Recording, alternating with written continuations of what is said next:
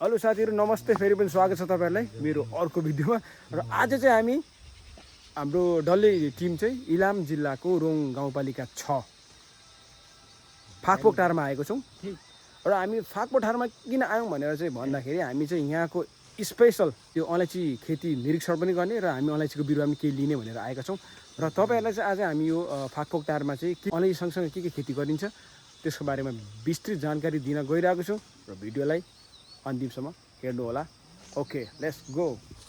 साथीहरु अहिले चाहिँ हामी यो इलाम जिल्लाको रोङ गाउँपालिका अन्तर्गत यो जिरमले यानी कि इरौटार नजिकै छौं र तपाईहरुलाई चाहिँ आज हामी यो रोङ गाउँपालिकाको सबैभन्दा बढी उत्पादन हुने अलैँची जिरमले अलैँचीको बगानमा म तपाईहरुलाई घुमाउँदै छु र हाम्रो साथमा हुनुहुन्छ दुईजना। यो 1 वर्ष हो सर? ओहो ल हेर्नुस् 1 वर्ष बिरुवा हेर्नुस् त कति छ। ओहो टुसा गर्न सक्नुहुन्छ ल यस्तो भइहाल्छ ल। हुन्छ सर हुन्छ र यस्तो छ हुन्छ। यो अलैँची मात्रै नभएर अलैँची सँगसँगै यहाँ मल्टी खेती गर्नको देख्न पाइयो। यो चाहिँ तपाईको के हो भन्दाखेरि सुपारी पनि हुँदो रहेछ। ल हेर्नुस् वाउ यस्तो बवाल बगान छ गाइस। ओहो ल हेर्नुस् फल ओ माई गुडनेस। ल हेर्नुस् फल ओ माई कस्तो कस्तो छ दाना।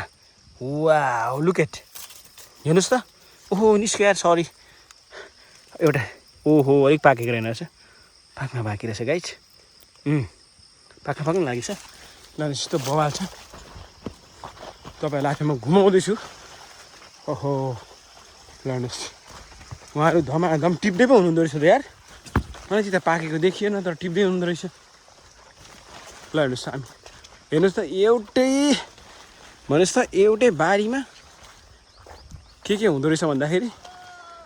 हेलो रुकमान सर ल है ल आउँदैछु म पनि पछि पछि। ओके ल हेर्नुस् बगान यस्तो बवाल छ लगभग 6 फुट भन्दा माथि छ यसको हाइट कुरा गर्ने हो भने। र यहाँनिर ओहो हेरौँ न कति मनमोहक छ कति सुन्दर छ। ल हेर्नुस् त अलैँची खेती वाउ ओहो वाउ म त अहिले यस्तो बवाल कहाँ जाँदैछु जस्तो लागिरहेको क्या। ओहो हेर्नुहोस् त साथीहरू नेपालमै बसी बसी हो वाउ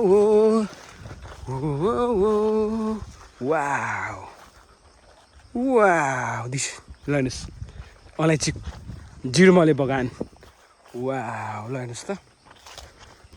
उहाँहरूले स्प्रिङ्कलको कुरा गर्नुपर्दाखेरि कति बाक्लो राख्नु भएको रहेछ भन्दाखेरि हेर्नुहोस् त्यहाँ यो सबै सेतो लट्ठी देख्दैन छ नि यो डल्लै यो चाहिँ तपाईँको यो डल्लै यो चाहिँ के हो भन्दाखेरि तपाईँको स्प्रिङ्कल राख्ने यहाँ चाहिँ पानीको लागि हेर्नुहोस् त।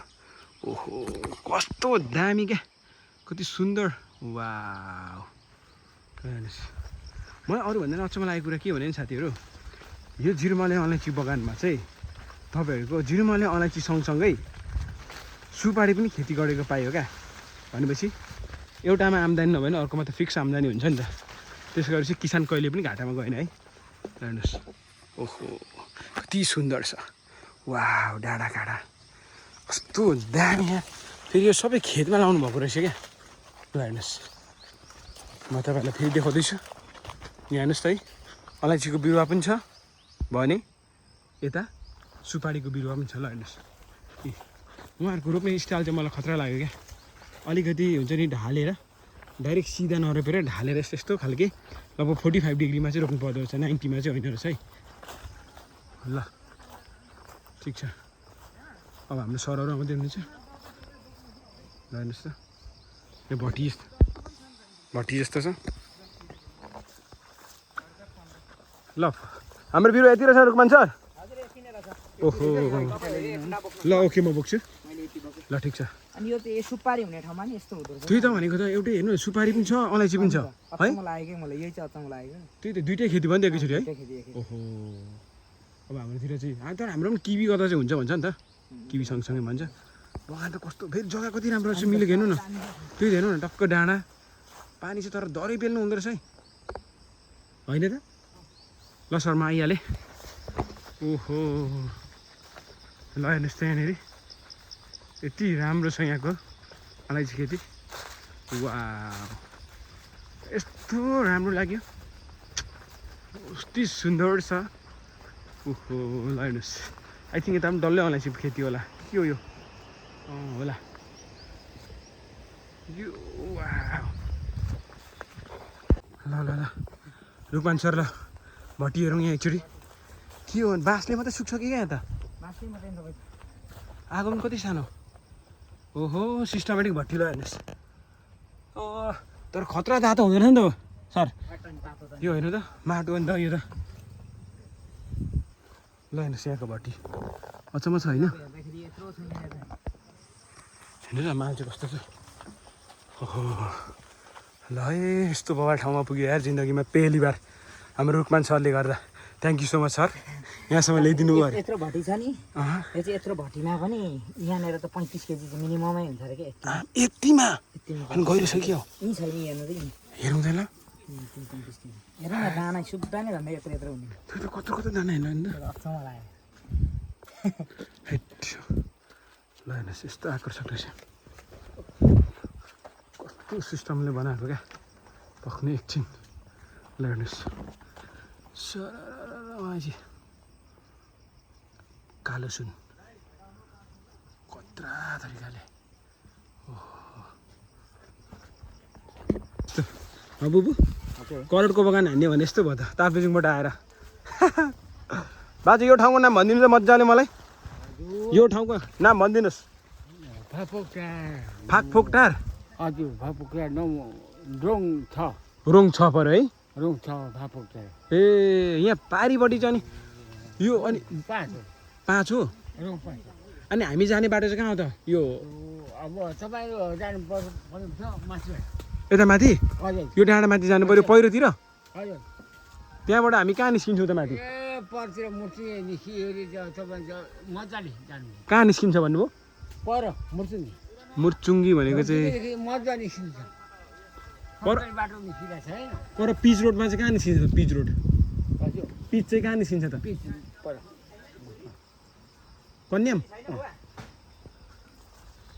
छुरी त छैन रहेछ। छुरी छ नि छुरी? हजुर छुरी कति पुग्थ्यो? पुगेन छैन। पुगेन पुगेन नि तपाईँको 10,000 भनेको पुगेन नि। त्यो त्यो त्यो त्यो अनि छुरी छैन? छुरी दिनु त। खकाइ छुरी छैन?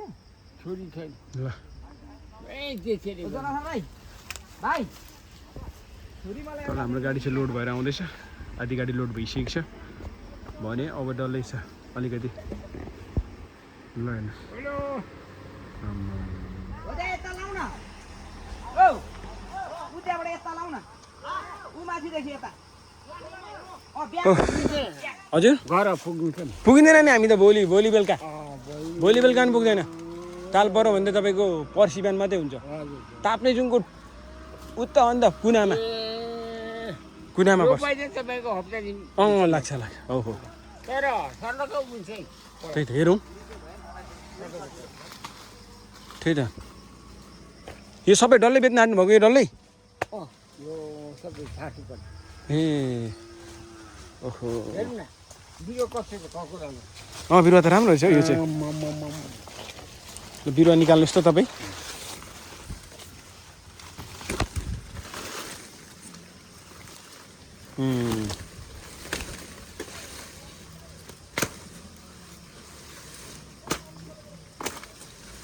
बामफोकले सही हुन्थ्यो क्या बाजे, बामफोकले चाहिँ सही हुन्थ्यो। हुन्थ्यो के कचियाले त भएन नि, कसले क्या सिकलले भएन। बामफोक भए चाहिँ 1 नम्बर हुन्थेछ। धेरै फलाउनु है। हुन्छ बाजे हुन्छ, धेरै फलाउने हो भने फेरि पछि हामी आउँछौँ नि ल। हामी धेरै फलाउँछौँ आउँछौँ।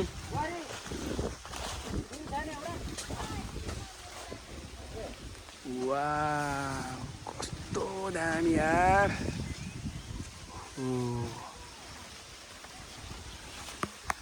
फेरि हाम्रोतिरको जस्तो भइदैन क्या। त्यो बामफोक पनि छैन रहेछ नि त।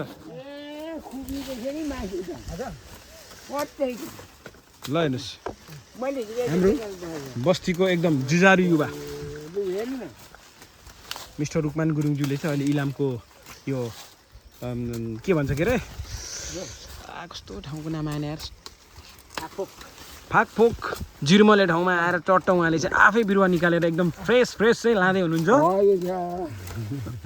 रुकमान सरलाई मान्नुपर्छ छाँटा यो ठिक छ नि होइन हजुर यो बिचको फकाफकी चाहिँ फाल्नुपर्छ क्या भारी मात्रै हुन्छ नि त्यो ल यस्तो ओहो यो हो नि त बिरुवा निकाले त्यो सबै चाहिँ अनि ल हेर्नुहोस् त बाङ मुम्बई ओहो रुकमान सरलाई कसैले सक्दैन नि यार तेरो पुग्छ नि मलाई चिप्याएपछि हामी त भोलि बेलुका अब भोलि बेलुका हुन्छ कि पर्सि बिहान हुन्छ भन्न सकिँदैन यहाँबाट हिँडेकै छैन निकाल्न सक्नुहुन्छ निकाल्न त हामी एक मैले साह्रै यो गरेँ नि भाइ तपाईँलाई नि हजुर कसो गरेँ नि साह्रो गर्नुभयो नि तपाईँले त हजुर के गर्नुभयो थाहा छैन हामीलाई चाहिँ फेरि ल यस्तो अब यहाँ रहेछ अब टाढो बाटोमा अब हामी अलि धमाधम बिरुवा निकाल्ने काम हुँदैछ यो चाहिँ नयाँ जस्तो छ है रुकमान सर यो यो त नर जस्तो छ होइन पुरै अनि नरै जस्तो त्यसले त हुँदैन नि हुँदैन ए त्यो कामै छैन तपाईँको तपाईँको अझै छुरी निकाल्ने अलिक ठुलो चाहिन्छ कि छुरी तपाईँले यस्तो दिनमा म नि तपाईँ जाने खुबी छ नि मैले सिकाइदिँदै गर्नुपर्छ तपाईँ ट्युसन पढाएको थिएँ नि ट्युसन पढाउनु भएको थियो उहाँले अघि भर्खरै अच्छा ल ठिक छ साँझ पर्न लागिसक्यो घाम ढलिसक्यो डुबिसक्यो तर हाम्रो काम रोकिएको छैन र हाम्रो गाउँको एकदम जुझारु युवा व्यवसायी भनौँ अथवा उहाँ चाहिँ मल्टी नै हुनुहुन्छ उहाँको छुट्टै गाडी व्यवसाय पनि छ प्लस उहाँको किराना पसल खुद्रा यताउति पनि छ भने उहाँ अहिले आएर चाहिँ विस्तृत रूपमा अलैँची खेतीमा लाग्नुभएको छ र उहाँ चाहिँ हुनुहुन्छ तपाईँ हाम्रै सबैजनाको गाउँको एकदम मजाको होइन हुन्छ नि लाइक साथीभाइको लागि चाहिँ एकदम बेस्टै हुनुहुन्छ र उहाँ चाहिँ हुनुहुन्छ रुकमान गुरुङज्यू र रुकमान गुरुङज्यूसँग चाहिँ म एकदम छोटो मिठो कुराकानी गर्न गइरहेको छु ओके लेट्स गो ल हाम्रो रुकमान सरले चाहिँ बिरुवा आफै निकाल्दै हुनुहुन्छ रुकमान सर लगभग हामी आएको 4-5 घन्टा भइसक्यो अनि तपाईँ धमाधम काम गर्दै हुनुहुन्छ अघि लगभग हामीले बिरुवा पनि धेरै टाढाबाट धेरै बोक्यो अनि तपाईँलाई थकाइ लागेको छैन त्यो चाहिँ किनभने हामीले चाहिँ माथि यो बिरुवालाई चाहिँ किनभने हजुर यसलाई चाहिँ ताजै लगेर माथि रोप्नु पाएँ हाम्रो बिरुवा मजाले सर्छ होइन धेरै टाइम भइसक्यो आज 4-5 दिन जस्तो भइसक्यो यहाँको अब घाम खतरा छ हजुर हजुर अनि त्यसले गर्दाखेरि यो बिरुवा सुक्यो भने माथि टुसा हान्दैन अब मर्छ भन्ने अब यत्रो लगानी गरेर लगिसकेपछि होइन हजुर हजुर यसले चाहिँ फेरि माथि मर्दियो भने हजुर हामीलाई पछि गएर चिन्ता हुन्छ होइन टेन्सन हुन्छ त्यही भएर यसलाई चाहिँ फास्ट तरिकाले गरेर अहिले रातै लोड गरेर लैजाउँ भनेर चाहिँ अहिले खटिराखेको ए त्यही त तपाईँ पुरा खटिराख्नु भएको छ अहिले झापा देखिरहेको छ ओहो है नजिकै हो क्या ठ्याक्कै अन्त त्यही भएर तपाईँ पुरा खटिराख्नु भएको छ मजाले ल ठिक छ थोरै छ ठिक छ अब तपाईँको सक्नु लाग्नु भएछ ओहो ल हेर्नुहोस् हाम्रो जुझारु युवा व्यवसायी उहाँ आफै खटिराख्नु भएको छ उहाँसँग कसैले सक्दैन फेरि ल हेर्नुहोस् यस्तो छ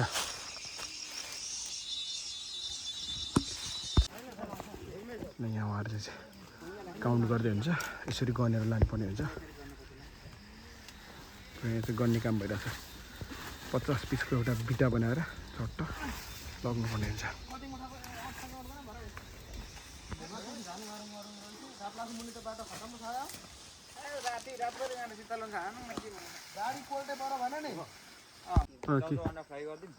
अहिले त्यो लास्टमा अहिले त्यो सकेर खाउँ होला त्यो चाहिँ किनभने सेलाएपछि मिठो पनि हुँदैन है लास्टमा होइन बनाउँदै गर्नुहुन्छ नि हुन्छ सर हुन्छ तर म बसालै पुग्नुपर्ने हुन्छ फेरि एकछिन म एकछिन टाइम लाग्छ निकाल्दै गर्नु ल ल ल